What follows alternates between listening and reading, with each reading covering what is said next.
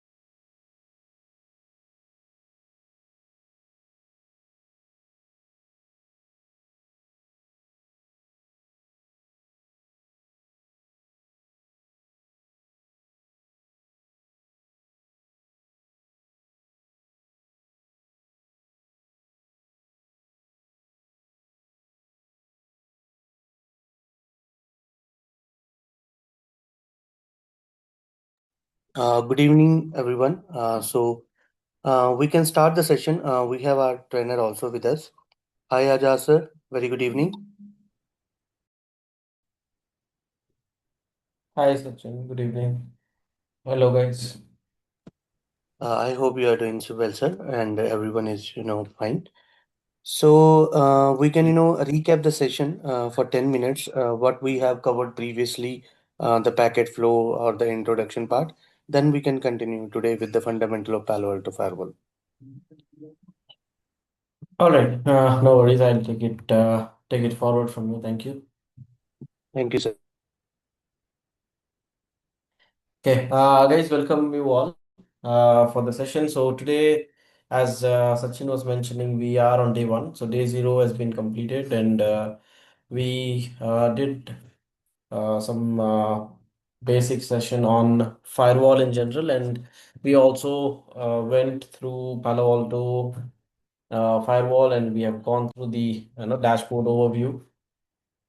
It's not pretty technical, I would say, in terms of the concepts, but we just got used to the firewall GUI in general on day zero. So let's just try to do a recap of that before we get started with the further courses or further topics.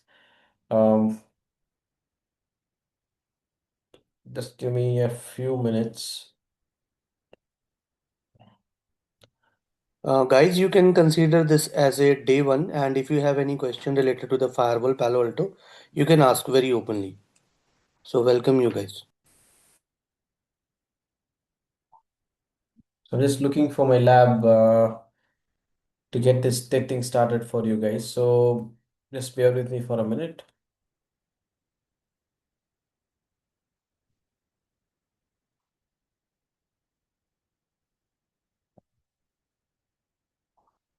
Here we go.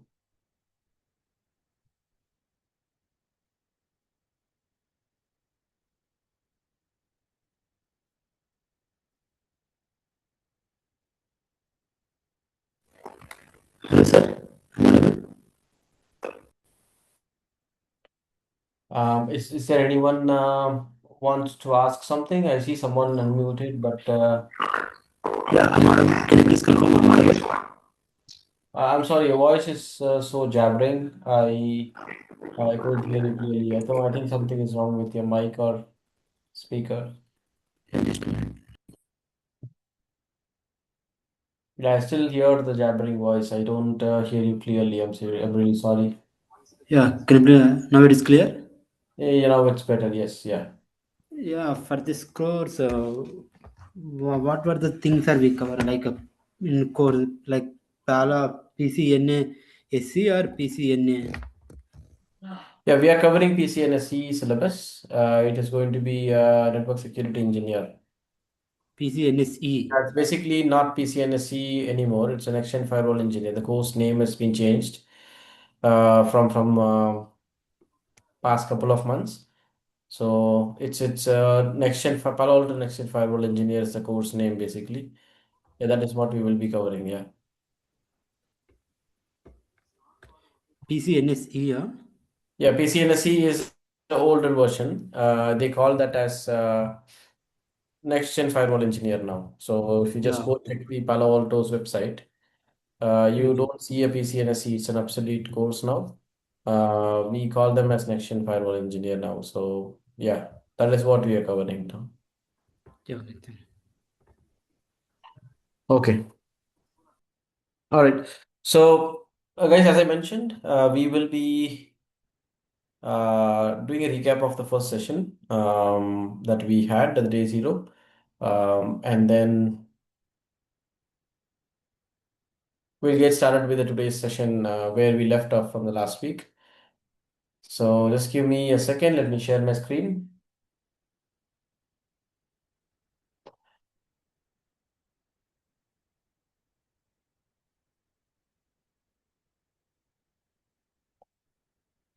Okay. I hope my screen is visible for everyone.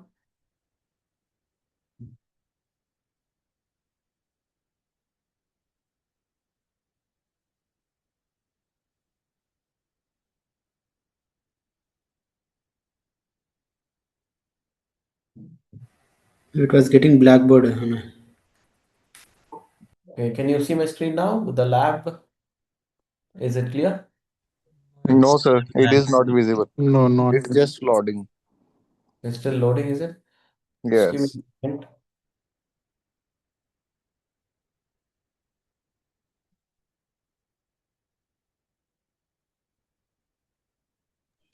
Yeah, we Yes. can Now see. it's visible. No, it's visible. Okay, cool. All right. Yes, sir. Okay, so let me open up my Blackboard.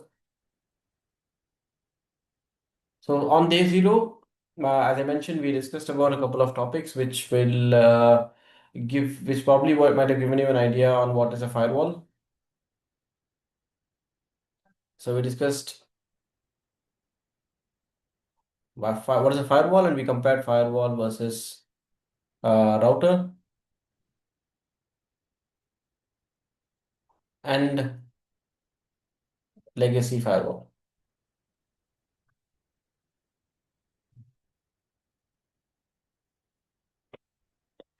right? So this is something that we did on our day zero, and we spoke a little about the Palo Alto firewall um, features in general. We just listed a few of them, and we gave a one line description for each of them. for us to get an idea on what they are, what it is going to do in the firewall, and how it's going to be, influencing your enterprise network. So post that, we gave an overview about your dashboard, the firewall dashboard. We logged into the firewall. We have also demonstrated how your management interface can be configured, which I will go over again. So I'll be deploying a new firewall, and then I'll be going over the same thing again on how the demonstration is done and the dashboard overview as well, right? More importantly, we discussed about the firewall packet flow. Right, so this is something that was something that we had discussed, and it is pretty important for you to know before you start working with the device itself. Yeah. So I think most of you guys should be aware of what a firewall versus a router versus a next-gen legacy firewall is.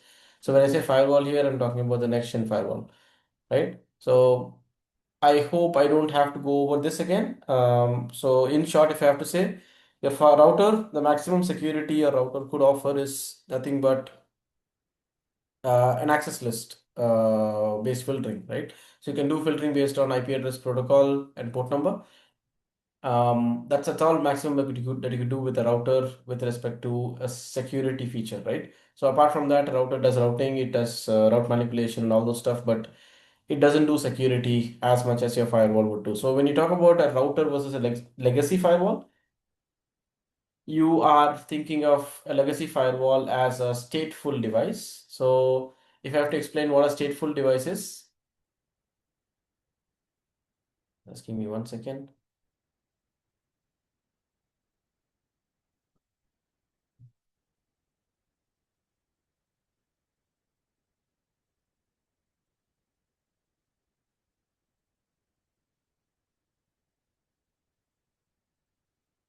So if I have to talk about what a stateful device is,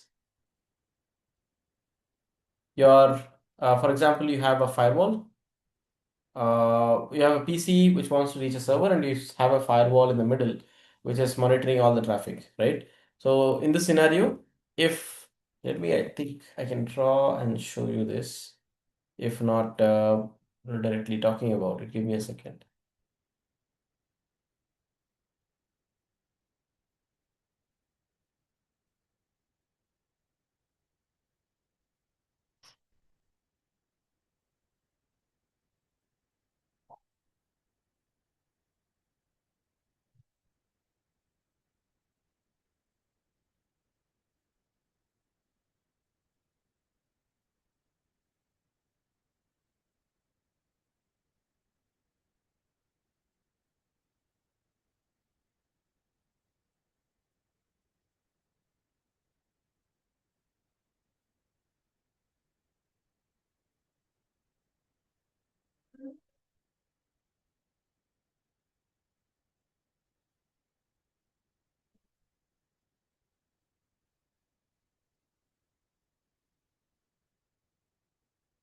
Sorry about that, guys. So yeah, so we are talking about the stateful inspection, correct? So when I want to talk about stateful inspection, let me pick up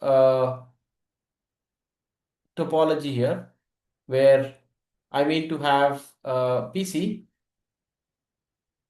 which is trying to reach a server, where you are having a firewall in the middle which is handling the traffic. Yeah. So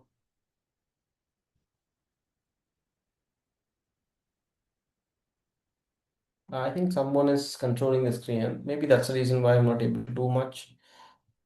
Uh, Sachin, is it possible for you to disable annotation for the press for the Let me check, sir. yeah, I see someone else controlling it. I see someone's name on the screen. Yeah.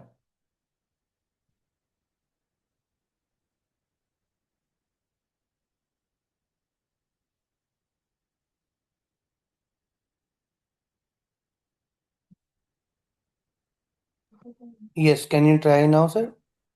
Yeah, let me check 1 second. No, I think I'm trying to write something, but it is not happening. Just give me a second.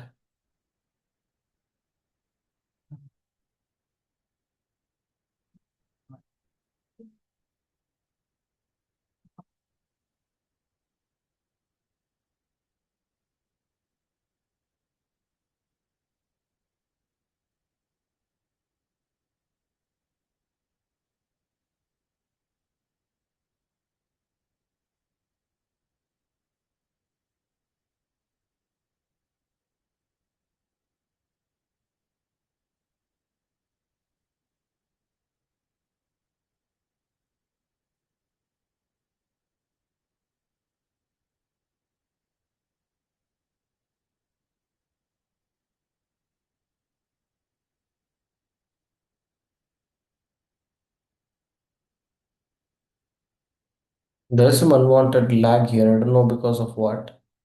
I think if my voice is clear, my input also should be clear. Do you guys mind if I join back in a second? If you guys don't mind, I think Yeah, Yes, yes, please. sure, Don't sure. mind. please don't mind, guys. Sorry about that. I'll just quickly join back in 1 second. Yeah.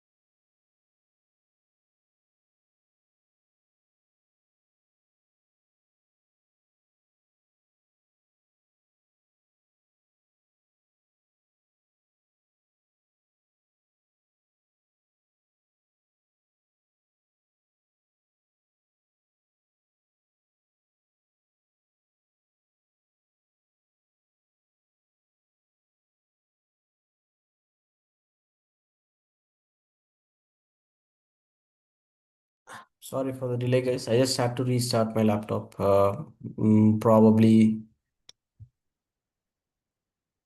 it's a hiccup at the wrong time. Okay, anyways, we're back to the square one. So where we were talking about, can everyone see my screen, by the way? Yes, sir. Okay, cool. So we were talking about Palo Alto firewalls. Next, just give me a second.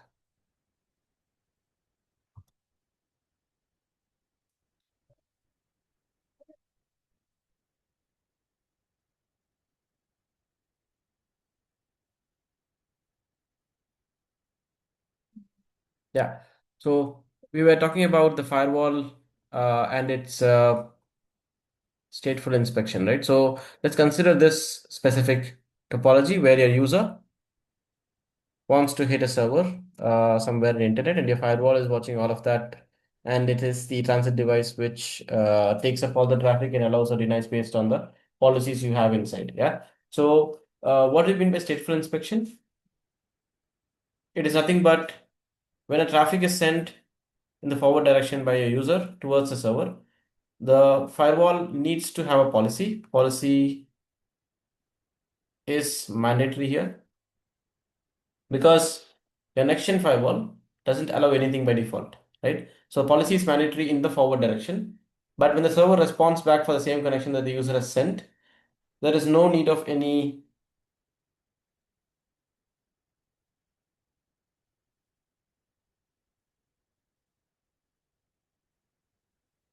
Oh God, I don't know why this is.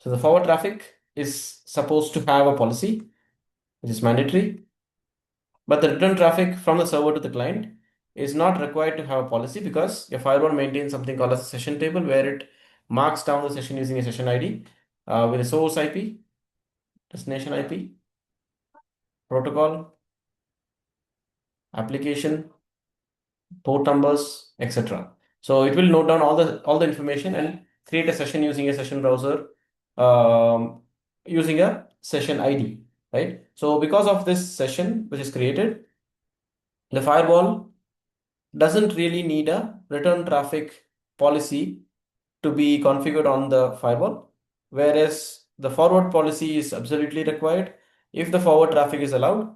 For the same connection, if the server responds back to the client, the firewall will use the session table information to allow the return traffic. So that's basically what is called as stateful inspection. So since because your firewall is inspecting the traffic in the forward direction, the return traffic is automatically allowed using the session table that it has, right? That's what you call it as a stateful inspection. This is very important for you to understand and for you to configure the firewall as well. So that is one important thing that we discussed. Apart from that, we have just listed down a few features, which is not so important because we will be talking about those features later on as well in the session, right? So I believe I should go over the packet flow because of few people joining new, and it is also going to be a refresher for others to start with. So let's talk about the packet flow of the firewall in short, and then we'll move on to the lab inside your Peanut lab here. Yeah. So you can go to the official documentation where you will get a diagram which I will be using for explanation. It's a pretty good flowchart sort of diagram, which is going to be giving you a clear picture as to what exactly is happening when your firewall picks up a specific session and releases it outside. So from the ingress to egress, what exactly is happening in your firewall? So when the traffic comes in, that's your ingress, and when the traffic has to go out, that's your egress stage. In between that, you have firewall session setup, fast path, application identification, content inspection. Yeah. So without knowing the packet flow, it's pretty hard for you to understand when the NAT happens, when the security policy is applied, when your when your SSL decryption is applied, when the application identification happens, all this information is going to be pretty critical when you are working with your firewall. So for you to know all of this, you really need to make sure you are understanding the packet flow, right? All right. So let's get started with this. I'll be very quick in terms of this explanation. So let's pick up the first stage on your packet flow, which is your ingress stage. So give me 1 second. So when you talk about ingress stage, that's when the packet is coming into your device. And what exactly it does to process that forward is what is called as ingress stage. So it's more or less like a information collection stage where the firewall collects various information and does a few checks before it processes things outside or to the next stage, which is called a slow path. So when you just consider the ingress stage here, if you can see my font clearly, your firewall is receiving the packet here and it does something called as ingress processing. So what exactly it does is it collects some information with respect to layer 2, layer 3, layer 4, ingress interface where the traffic came from and ingress zone, right? So what is layer 2 information? MAC address. Layer 3, IP address, source and destination MAC, source and destination IP, and the protocol and port number. And ingress interface, which interface the traffic came in from, and the zone. So when you want to understand zone, the topic of zone is new to you. Let's understand zone as name given to an interface or group of interfaces on a firewall. So if you consider traffic coming into the firewall and it's hitting your firewalls, the traffic is coming from your user VLAN. Let's say you have about 5 user VLANs available inside. It could be 5 different departments, but considering they all need to access internet, all of them on the firewall can be classified into a zone called inside zone, right? It's like categorizing your internal networks into a common name called as a zone. So that's how you should understand a zone. So how do you configure a zone? How do you attach a zone? What are the rules with respect to configuring zone? Everything will be discussed during the configuration. But for now, just understand that the definition of zone is this. So if you have a type of networks inside your environment, and if when they hit the firewall, all of them can be categorized as a single zone called inside, right? So let's say, for example, your VMware server, your domain controller, and everything is going to be coming from DMZ specific traffic. And you can consider all of them under a zone called DMZ on your firewall. So it is going to be easy for you to probably allow access with respect to configuring policies on your security policy section if you're categorizing them onto the right zone or grouping them into a right zone, right? So that's what you call it as a zone. So this is exactly what your firewall does while it processes the packet for the first time, right?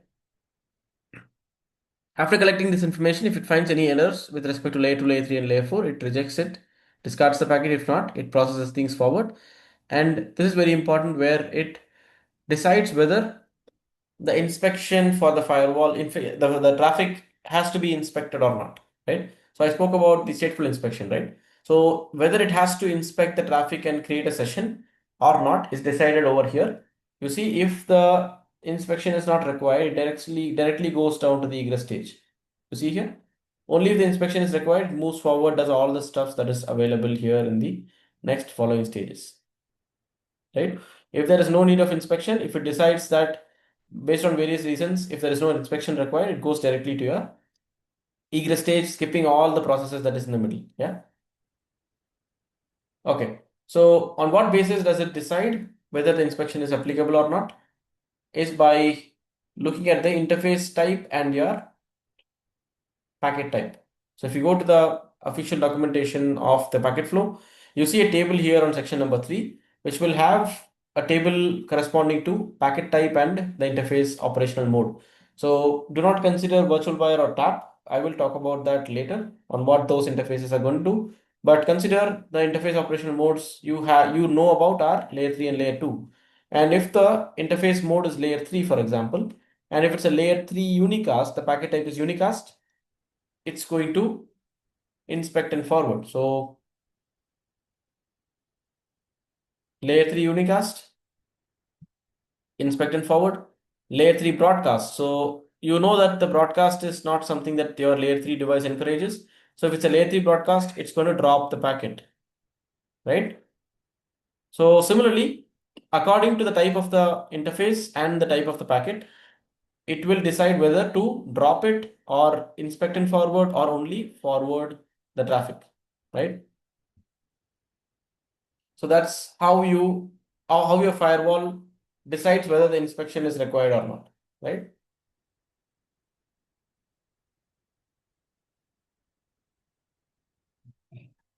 Okay. So moving forward, considering that your inspection is needed, if it's a yes, it comes down. And if you see, let me try to expand this.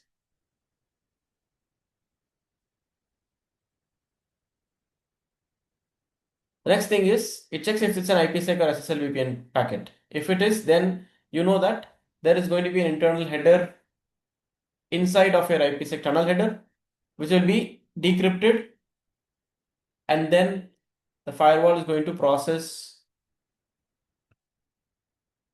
the same stuff again. So it's going to decrypt and see what's inside the IP, the inside IP header of the IPsec is. It's going to do the same thing all over again, right?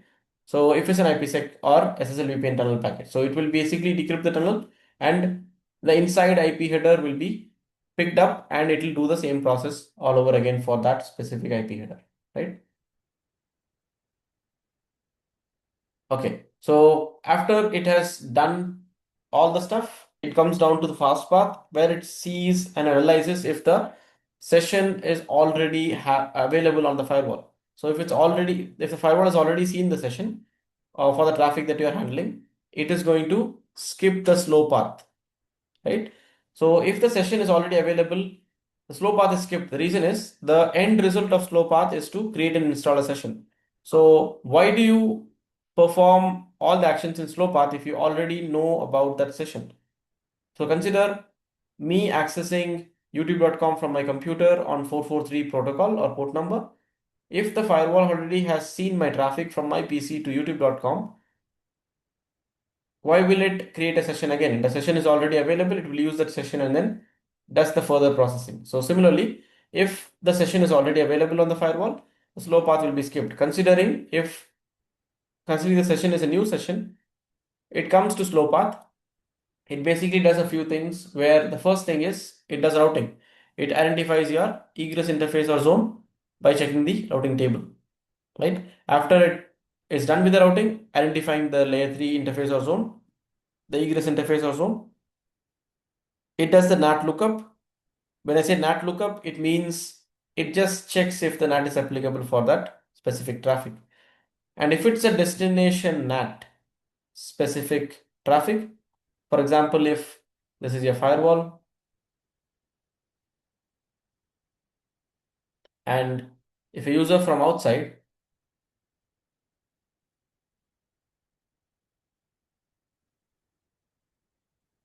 let's say a user from outside over here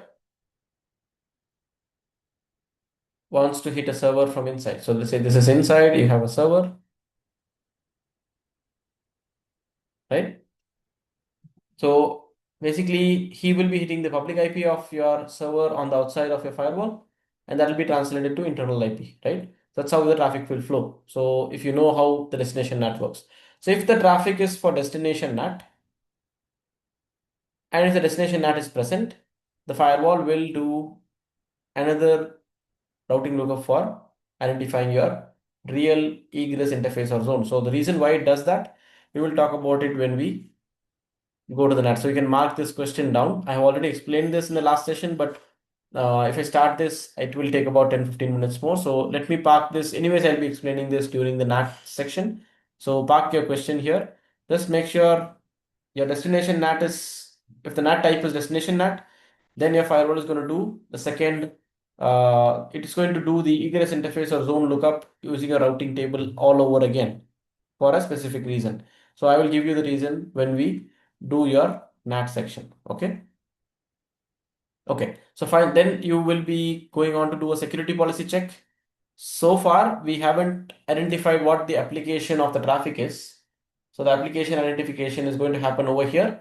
Since we do not know what the application of the traffic is, we are keeping it as any, and we are checking the security policy across all the other parameters like IP address, zones, URLs, and all those stuff, application and everything. So application is alone kept as any. Other than that, everything else is verified using the security policy. And if it is allowed, it's going to create an installer session. If not, it's going to discard the packet. Then it's a fast path. After it has created the session, it will move on to the layer 4 or layer 2 to 4 processing, where it will execute the NAT, right?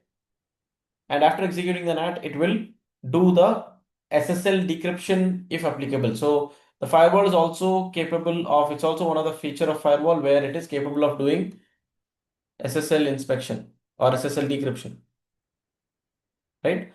So it is capable of decrypting the SSL traffic, which is an HTTP traffic. Usually they are encrypted, right? So if you write a policy saying that from this IP to this IP, I am decrypting the traffic, right? So the firewall is capable of doing the decryption. You have to be careful what you're decrypting. If you're decrypting more traffic which is irrelevant or if it is not required, the firewall is basically going to exhaust its CPU if it's decrypting the traffic, right?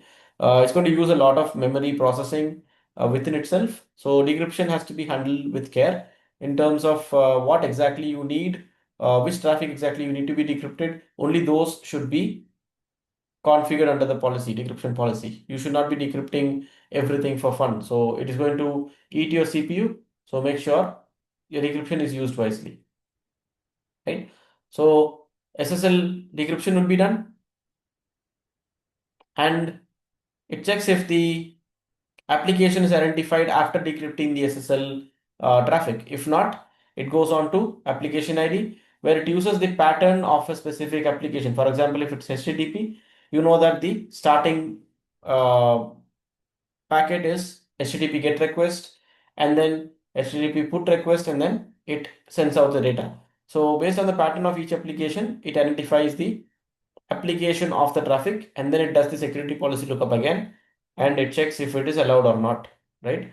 And on the other hand, parallelly it does content inspection, where it checks across all the antivirus, anti-spyware, anti-malware profiles, file blocking profiles, and according to the actions that is taken across that profile, which is matching your traffic, the action will be taken or applied over here, right? Apply security profile action, yeah. And at the end, before moving on to the egress stage, it will re-encrypt your SSL decryption that you did at the top. So if you have ever done a decryption here, it will re-encrypt the traffic at the end of your content inspection, right? So post that, your egress stage starts, where it will route the traffic towards your outside interface, and on the process of routing, it will also check if there is any QoS applicable on your traffic. If it is so, then it will apply the QoS. And finally, if it's a tunnel traffic, remember you have decrypted the tunnel here, right? Tunnel decryption happened here. If it is a tunnel traffic, we have to re-encrypt the tunnel and then do the processing for egress again and then transmit the packet out. So this is what happens exactly on your firewall with respect to processing a packet from the time it gets in and then it gets out. Yeah. So I hope this is clear so far, at least to some extent.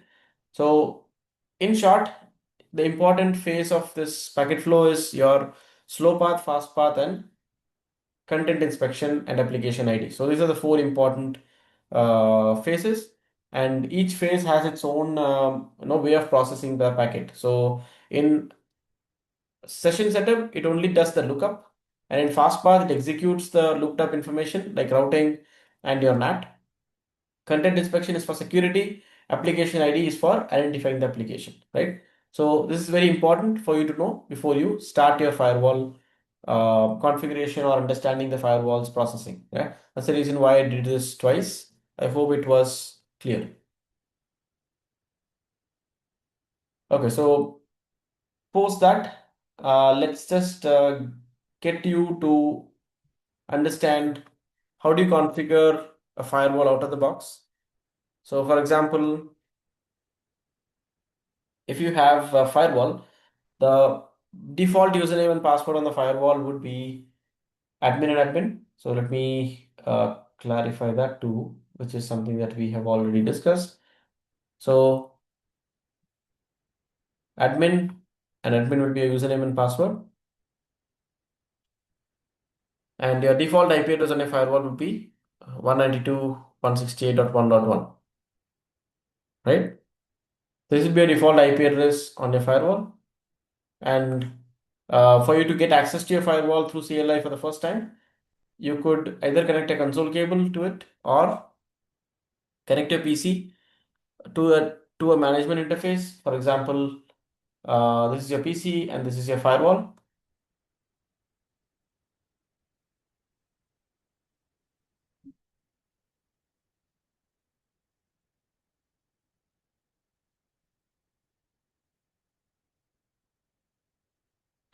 So you probably will be able to access the firewall. As you know, the default username and password of the firewall is admin and the IP address of the firewall by default is 192.168.1.1/24. You may configure this PC with 1.2, right? And you should be able to access the firewall from this PC. No need of any gateway because they're directly connected, right? So from here, you should be able to get the CLI access to the firewall, right? So that's how we access the firewall. One way of accessing it is by configuring a PC with an IP address on the same network and connecting them to the management interface, right? Another way, as usual, the old way of accessing using the console, right? Connecting a console to the computer and then accessing the firewall. So only one difference is that through console you can only use CLI access. With this type of access, you can take the GUI access on the firewall, right? So those are the important things to note when you are accessing the firewall out of the box, right? So with that being said, let's try to configure the management interface IP of the firewall. I'll just show you how it's done. I won't be actually configuring it because it's already configured. So if you see my management interface is now configured with the IP address which my PC can already reach out to, as you see here. So let me see what my IP address of the management interface is, for which I need to issue the command show interface management. Show interface management. And as you see, it has 192.168.1.1/24. And I have not given a gateway because I'm directly connected to the PC that I'm accessing the firewall from. My PC should have an IP on the same network, which is used for accessing my firewall. Okay. To configure the management interface or to go on to configure anything on the firewall, you have to first go to the configuration mode like in Cisco. So it's configure.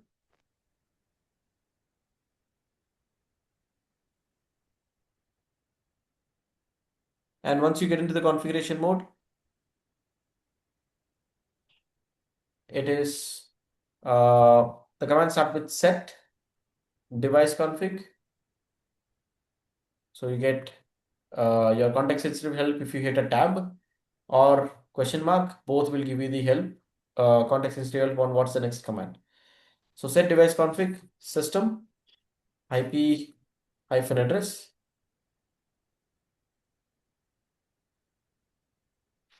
And the IP address of the firewall 192.168.1.1 and the net mask, which is /24. And finally, if you would like to configure default gateway, then it's default gateway. And let's say your default gateway is 1.100. And then any other configuration you would like to have, probably your DNS server or time zone or anything you'd like to configure, DNS setting, you can configure in the same command, but that's how you configure a management interface. If you hit enter, the command will be accepted and you should be able to commit the change from here. So there's a concept of commit in your firewall where you have to commit the changes for your changes to take effect. If you are not committing, the changes will just be sitting on the firewall as a draft and reboot will lose the configuration, right? So the Cisco also works pretty much the same way, but the config gets applied even though you're not saving it, but it gets flushed out if your configuration is not saved and the device reboots, right? So here it's quite different. Your configuration will not take effect if you are committing a commit is not completed or if you're not committing the changes or saving the changes. So the command to commit is commit, or sometimes commit force will work. So if I say commit force, the command that I have entered or I might have entered earlier will be committed. And as you see, it is going to run a backend job. The job number is 9 and it's going to commit and then it will give me the result whether as to it is successful or not. Cool. Uh, so the management right where you configure. Last Mhm. class we found that when we tried to configure, it didn't work since the interface, the management interface was in DHCP, right? Thus, Exactly. when a device comes new or is it in factory settings, Mhm. the management by default it will be in a DHCP mode or Yeah, it will be. It will be. So by default, it is config. The reason why your firewalls nowadays comes with DHCP enabled client interface for management is because we have a feature called zero touch provisioning in the firewall, where okay, if your interface gets IP automatically, with that you will be able to access the firewall and configure the firewall automatically. So yeah, by default it is DHCP and you have to change it to static. So I think I've given you the command earlier hmm, to change it to static. It's just the same command. So set device config, I think mode static. That's the command. And once you change it to static, you should be able to configure the IP address and then commit the changes. okay, sir. Yeah, so that is it about the initial configuration.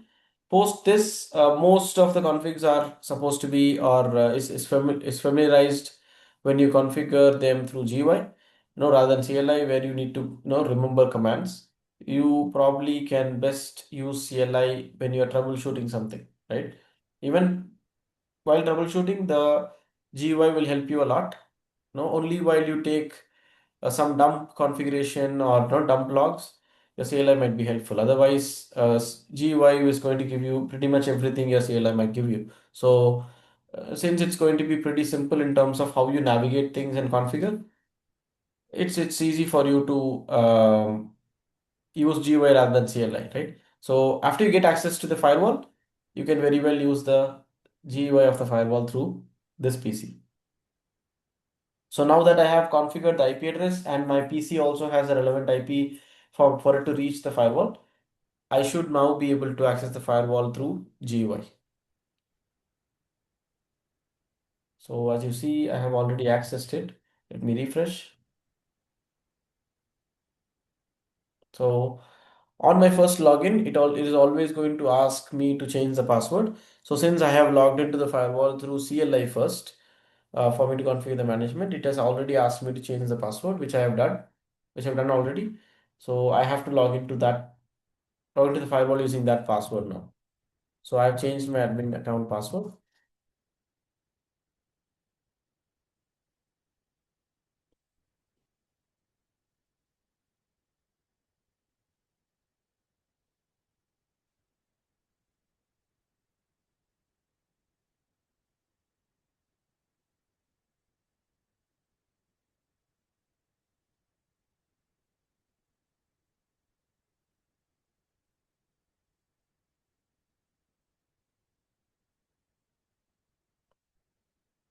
Okay, so far, any questions, guys? So far, anything that you have to have me repeated, or any questions with respect to whatever we discussed so far, especially for people who are new to the session, or anyone it might be.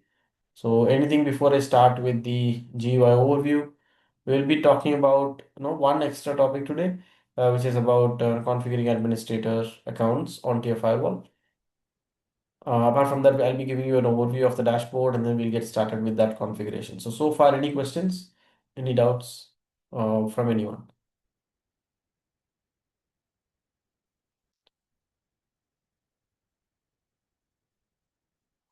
Okay, I hope it is good so far. Okay.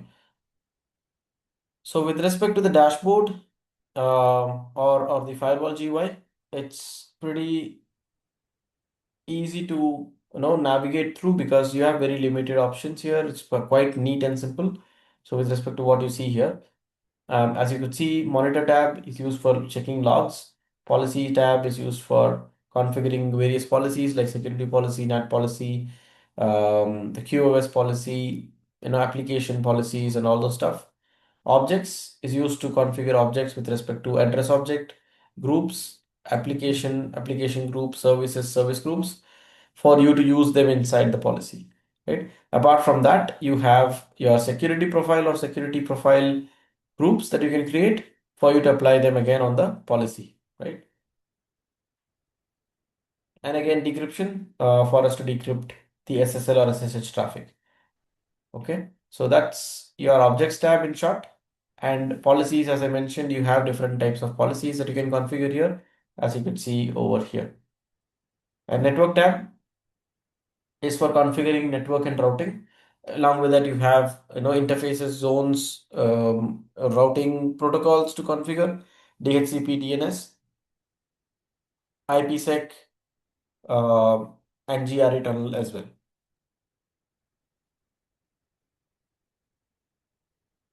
So going on to your device tab, this is where you configure everything for your firewall itself, like creating certificates for your firewall, creating usernames, passwords, configuring high availability, configuring management interface, activating device certificate licenses, software upgrades, and all of those stuff are done inside this tab, right? And your monitor tab, as I mentioned, it's used for checking or viewing logs with respect to various features that you have in Palo Alto. For example, your general traffic is viewed using user traffic is viewed using traffic logs. And for each and every feature you have in Palo Alto, you will have logs with respect to that, like threat, URL filtering, wildfire, global protect, user ID, decryption, everything has its own log. So likewise, you have configuration. If you do any configuration change, who has done it, which IP address has done it, everything is going to be available over here. So for example, I think I did I did not do any configuration today, but let me see what do I get here. Yeah, so as you see, this was on 11th, which is about 5 days ago. I have done something. I've set a command. Um, if you see a full path where I've configured things, everything is available with respect to what things are, what have I configured, right? So if I need to resolve, if I'm connected to a domain, if my PC is connected to a specific domain, I can even resolve to my host name if required. And I can also, extract this to a PDF over here for me to view the logs. I can also filter them using time, and all those could be done over here. So basically, a monitor tab is for logs, and your ACC tab is used for a graphical representation of the logs that you see on your monitor tab. So basically, if you see your application usage with respect to bytes or sessions or threads or URLs with which your application is used can also be checked over here based on the logs, based on a graphical representation format. Yeah. And finally, your dashboard, it will give you an overall idea of what your firewall is about, like your firewall name. Why am I getting this error here? Your firewall name, your IP address, your versions, host name, model, and all those stuff, and your system resources over here. What is the management CPU and data CPU, and who has logged into the device, and what are the config logs. So basically, whatever you see here inside your monitor tab or ACC tab, you will be seeing here as a widget. So that's the only difference. Yeah. So you see data logs, you see config logs are here. And if anyone has taken a lock onto your firewall, for example, if I'm doing a critical change and I don't want anyone else to do some change and mess up with my configuration, you can lock your firewall and say that I have locked this firewall now and no one else can do any changes because I'm on a critical activity, right? So anyone who wants to do any change on the firewall, please get back to me later. So that's exactly what you're trying to say here. You basically will take a lock and only super user can override that lock and do changes. Let's say, for example, your L1 admins, if they are allowed to do only certain changes on the firewall, they cannot bypass the lock and do any changes, right? So that's what your lock means, right?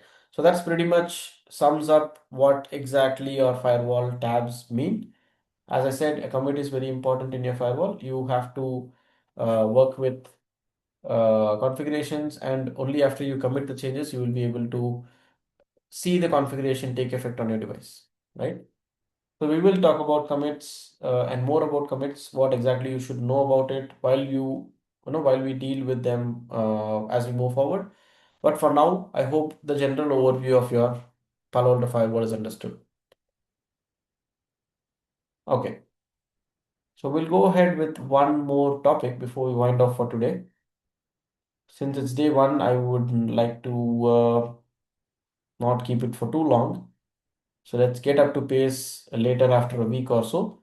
For the first week, I'll keep it pretty short so that it doesn't overwhelm you guys. So with respect to your firewall management, you as you know, you obviously need to have username and passwords configured for various users, and that's done over here under administrator tab. And you could give various roles to your admins as to what he can or cannot access under admin roles, right? So you could say he can only see monitor tab and ACC tab and dashboard. He will not be able to see anything that is involving the configuration part, right? So maybe he's a monitoring user, monitoring engineer, and he should only be able to see the dashboard, ACC, and monitor tab. You can restrict him to see only that or use only that specific tab under roles and assign that role to the user, right? So that's something that you could do. And password profile is something that you can add by saying what is your maximum password length and what's the expiry of your password in days, how long your password should be staying without getting expired, and all those stuff can be configured. It's basically password settings here. Right? You can set that up along with the tag that along with the administrator user. Right? So these are pretty much something that few things that you could do with respect to your administrator configuration. So as you see, you have only one user currently available, who is a username called admin, which I am logged into. Right, I'm logged into admin user, and he's a super user, super user by default. So if I want to create a new user, I can go here. I can use a test user. I can give a password, and I can assign him a role-based user or a dynamic user. So when I say dynamic user, it's going to have about 4 options for you to choose from. Super user read-only, device administrator read-only. So there is only very thin difference between all 4. Super user, no restrictions at all whatsoever. Every access that a firewall provides, everything would be available for this user, super user, right? Super user read-only, same way, same as super user, he can see anything on the firewall, but he can only read them but not configure anything or change anything on the firewall, right? So these two are pretty much going to have the same access. The only difference would be your super user read only is only going to be able to read but not be able to configure or change anything on the firewall. So what do you mean by device administrator and device administrator read only? Device administrator is similar to super user. He will have all the privilege to make changes onto the firewall.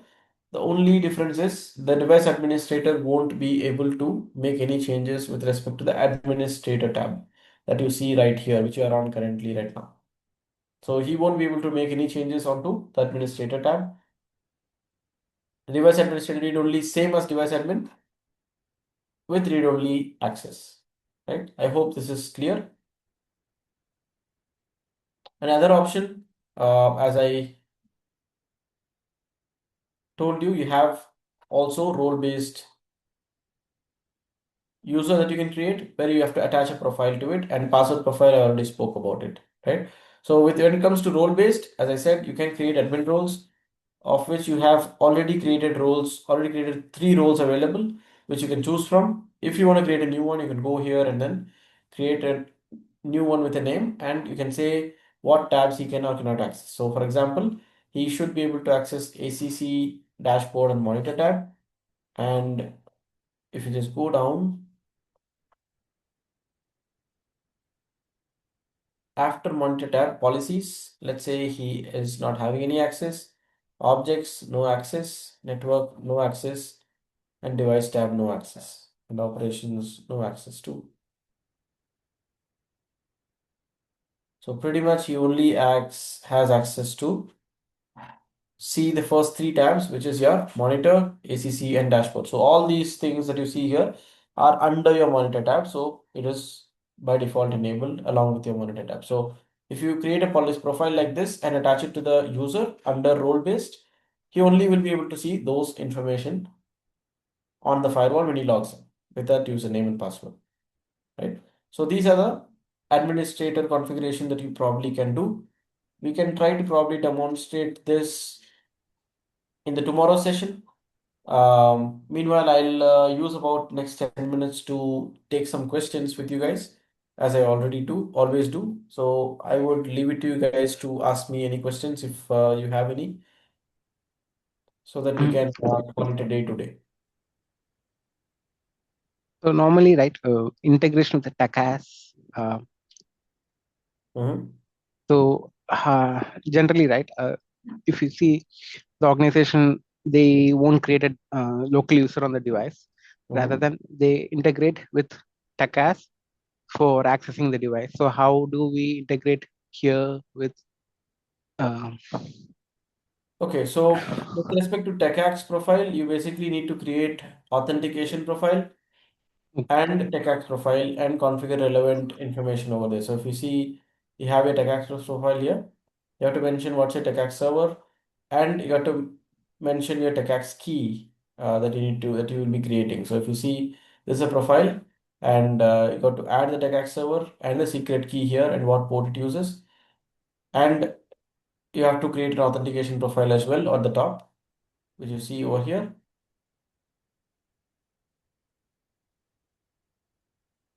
So once you add the TechX profile, the firewall will basically reach out to your TechX server, and it will pull all the information with respect to the username and password, and that will be available on your administrative tab over here. Okay. Yeah, so that's basically it. Probably you should have a KB documentation. I can share you that in the next session, which will give you more idea. Yeah. It's Okay. pretty simple configuration. Just that you need to have proper communication running between your Palo Alto firewall and the TechAx server on the right port number. If that is achieved, then the configuration is not so difficult on your firewall side. It's pretty simple. You don't really have to do much about the configuration. Yeah.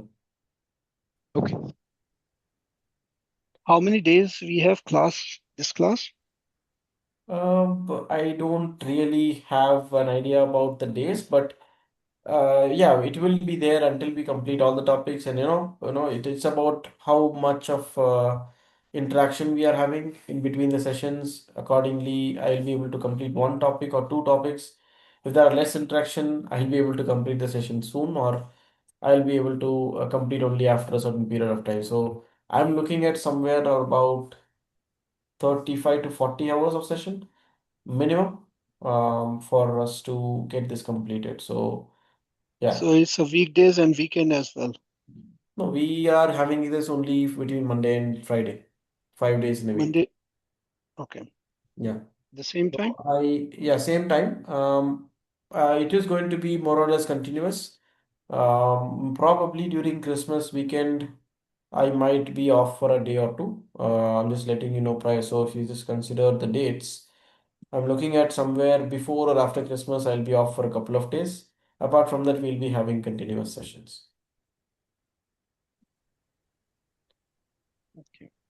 And Okay. today is the second class or the first class? Yeah, today's your second class, but I think I've covered pretty much everything that we covered on the first session.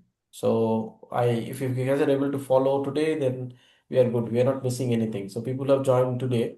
I think you did not miss anything. I've covered pretty much everything. That's about the only new topic we covered was the administrator configuration, which we are not yet to configure. We'll be configuring and demonstrating them on the next session. Apart from that, whatever we discussed today is something that we have repeated for the day one, which was discussed on day zero. Okay. Thank you. It's sort of a recall session today, I would say, since there were a few people who joined new. I thought I would do a recall, and then from tomorrow we'll be continuing from where we left off. Okay. Yeah, as far as the session is concerned, it will be probably about 1 to 1.5 hours max. That's how the session will be planned. So we will start on time, and maximum we'll have a session for 1.5 hours a day, and minimum 1 hour. Okay. Okay, and what about for the practice lab? I mean, we need to be I think the labs will be dealt with by Sachin. I think he is on another call. Let me okay. ask him to contact. If you guys have his number, I think you can reach out to him. If not, we can. I'll ask him to reach out to you guys individually. Whoever is not yet got the access or whatever it is. No, it is exactly as I said. It is completely dealt with by Sachin. Uh, Okay. Something that I do not take care of. Yeah. I will Hmm. let him know. He will be reaching out to you, or if you guys have his number, you can definitely reach out to him.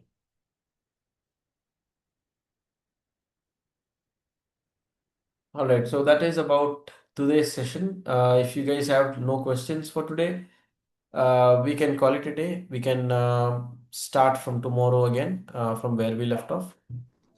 Okay, regarding fees also we need to be checked with Sachin, no? Exactly, exactly. All the commercials, all the lab related Mm-hmm. stuff will be through Sachin. Yes.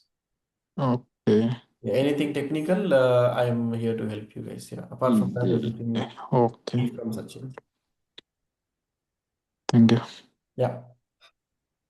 So I hope no questions for anyone. So we will call it a day today. We will see you guys tomorrow, the same time, 9 p.m. India, right? Yeah, sure. Okay, guys. Thank you. See you Yeah. then. Yeah. Thanks Tomorrow. all. Bye. Bye bye.